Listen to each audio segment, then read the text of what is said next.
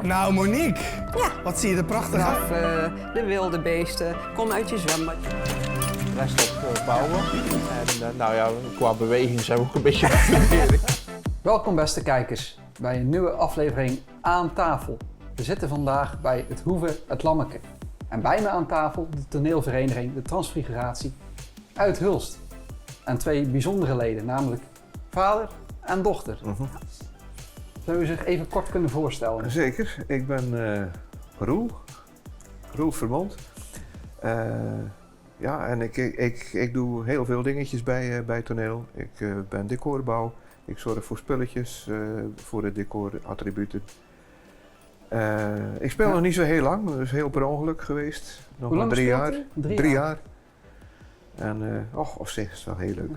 En hoe bent u erbij gekomen? Is dat door u?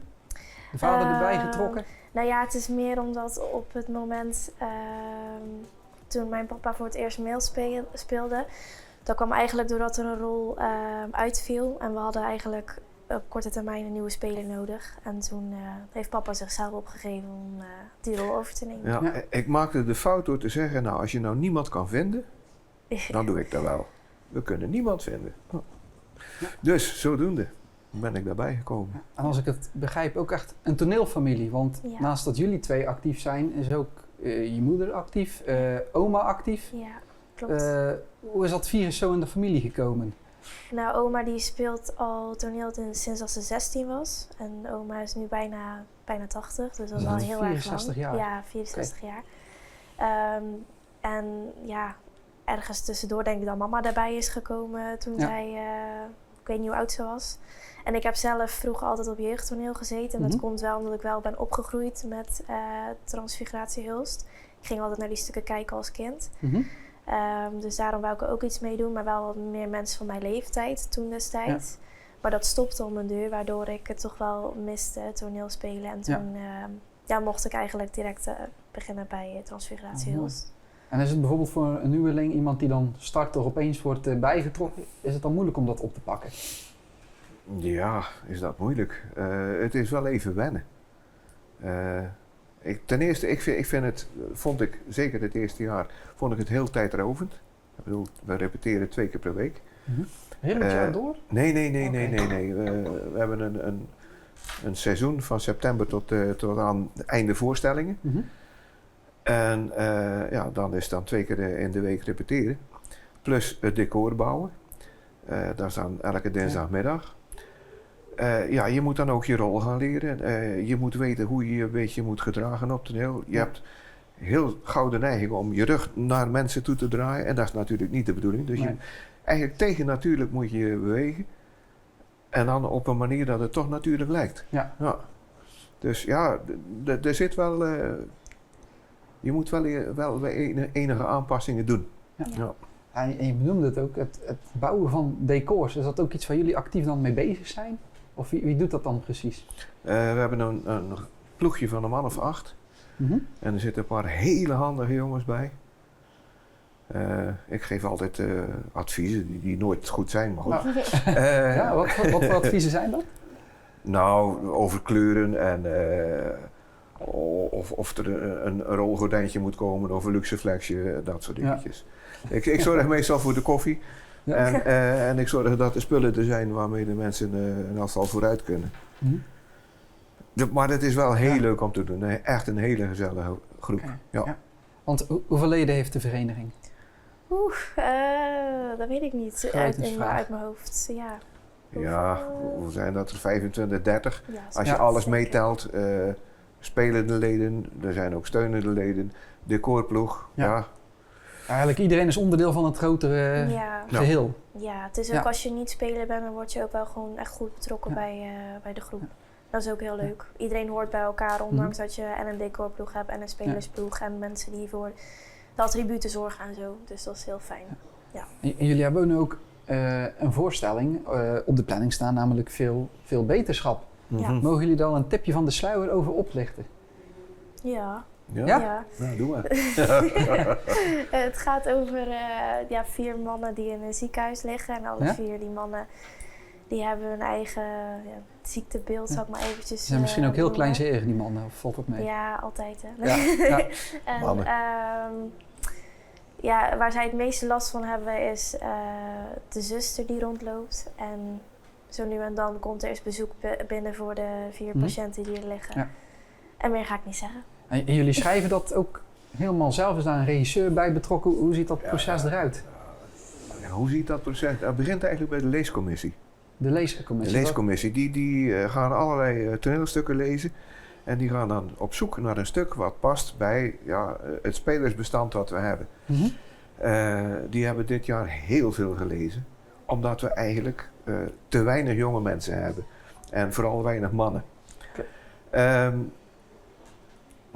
Dan wordt er uiteindelijk een stuk gekozen. De regisseur die maakt de rolverdeling. En dan krijgen we de eerste leesrepetitie. En dan heeft iedereen een groot potlood bij waarbij hele stukken tekst weggestreept worden. Want onze regisseur is hier iemand die houdt van opschieten. Er moet tempo in zitten en alles wat niet relevant is, dat gaat eruit. Wat heb ik dan gedaan? Ik heb heel dat boekje weer opnieuw zitten typen.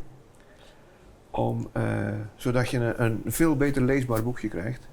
En ook makkelijker te leren is. En met dat boekje ga je dan aan de slag. En na een aantal leesrepetities gaat het boekje aan de kant. En proberen we het uit het hoofd te doen. Ja. Nou, en dat gaat wel eens fout.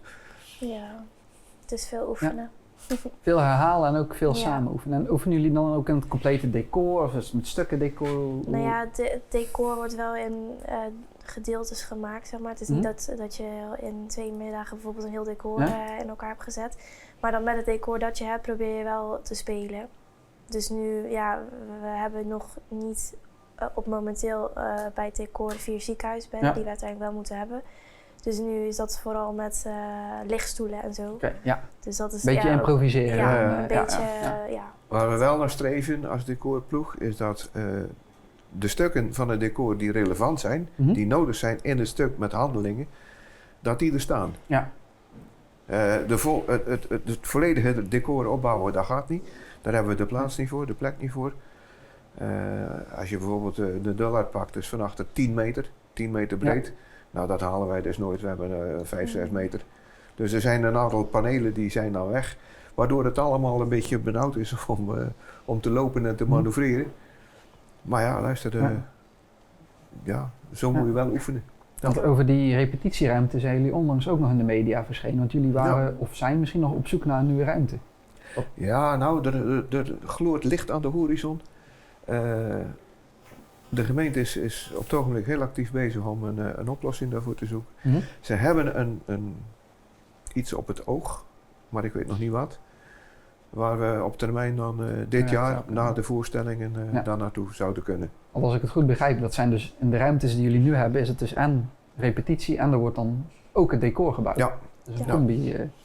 Ja, en dat is eigenlijk ook een voorwaarde. Want als je elke keer met die stukken moet gaan sjouwen, het zijn panelen van 2,50 hoog. Dat is niet zo heel handig. Die passen niet altijd even door de deur. Nee. Maar ook een gewone ruimte is vaak al te laag. Dan kun je die panelen niet rechtzetten. En hoe vervoeren jullie die dan bijvoorbeeld naar een dullard? Is dat dan te voet? Nee, dat gaat in een vrachtauto. Alles in een grote vrachtauto? Ja. Of een trailer. Okay. Een paardentrailer, die zijn ook vrij hoog. Die hebben jullie dan ook in eigen beheer? Nee. Ook dat is allemaal van vragen en de gunfactor hebben dat mensen dat willen doen. Ja. Nee, in eigen beheer. Ja, dat zou veel te duur zijn. Hè? Om dat soort spullen te kopen.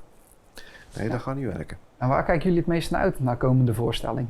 Is er wel iets waarvan je zegt van hier heb ik echt zin in? Ja, ik vind het gewoon vooral heel leuk om weer te spelen. Dat heb ik altijd. Ja. Maakt niet zoveel uit welke rol ik heb. Kleine rollen, grote rollen vind ik niet erg.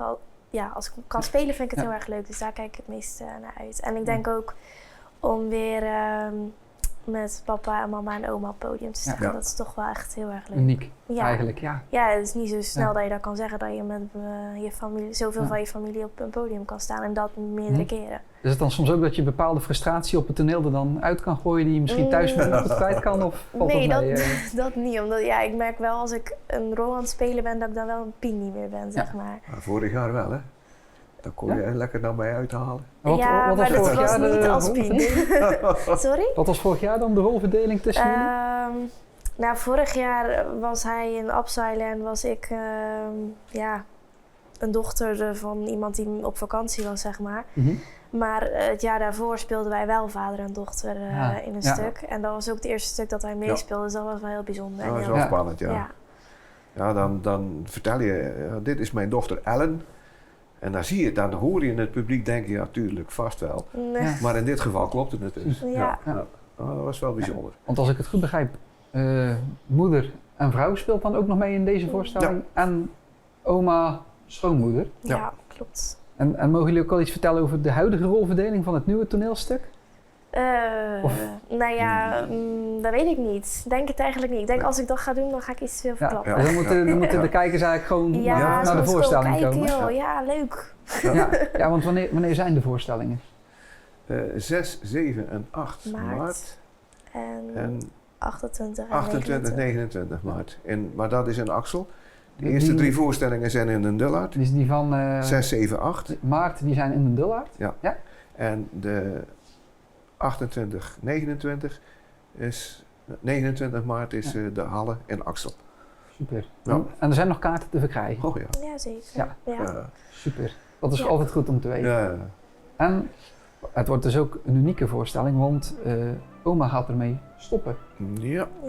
Afscheid nemen. Ja, klopt. Hoe voelt ze zichzelf daarbij? Nou, ze vindt het wel een moeilijke keuze. Dus omdat oma...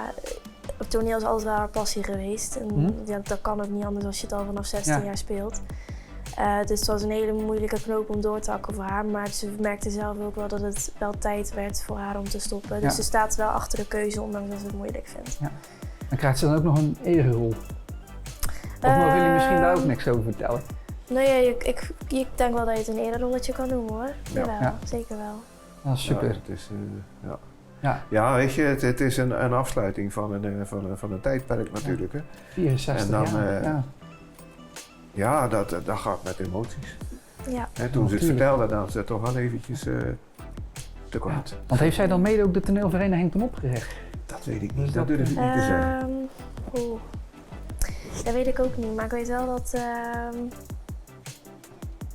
Ik weet wel haar eerste stuk, daar waar ze het over had, want ik ben gisteren bij oma geweest. En daar praat ze dan wel met trots over ook, hoor. Dat komt dan wel weer allemaal een beetje terug zo. Wat mooi. Ja. Nou, beste kijker, bent u net zo benieuwd als mij? En wilt u ook de voorstelling bijwonen? Er zijn nog tickets te verkrijgen op de website van de Transfiguratie. Nogmaals, dank u wel voor het kijken en dank je wel dat jullie wilden aansluiten. Geen probleem. Tot de volgende keer.